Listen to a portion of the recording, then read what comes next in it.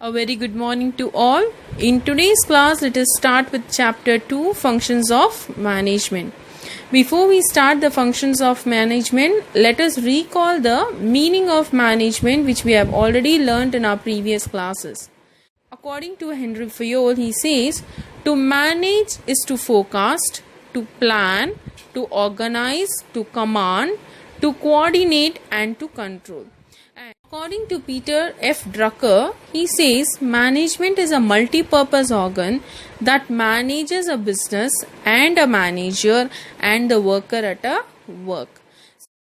So let us start with the functions of management. Management functions are also called as managerial process. This management function is classified into two categories. One is a main function and another one is your subsidiary function.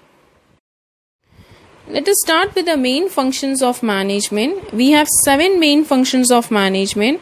So the first function is planning. Planning is a very well-known term. Even we follow planning in our day-to-day life. We plan for so many activities. So in simple words, we can say planning is thinking beforehand.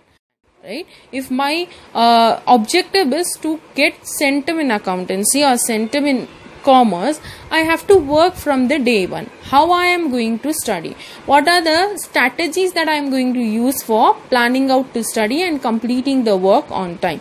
So this is called as a planning. So how this planning help an organization to achieve the goal?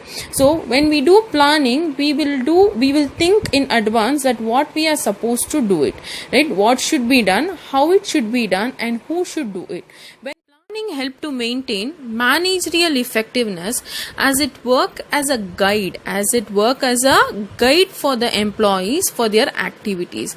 So when the employees are very clear what they are supposed to do and how they are supposed to do, it is very easy for them to accomplish the goal of an organization. So let us move on to the next main function of management, organizing.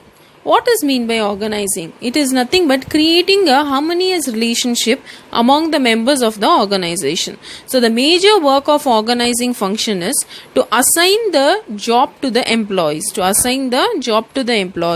and given authority to the employees to carry out the work and making the employee to be accountable for the work which is allotted to them. Clear?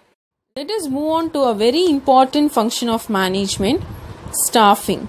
The staffing refers to placing a right person in a right job. Clear? Placing a right person in a right job. So any success of any organization, it depends upon the successful performance of staffing function, because you may have a very good plan, you may have a very good resources, but to execute the plan and utilize the resources, you need a proper employees in your organization.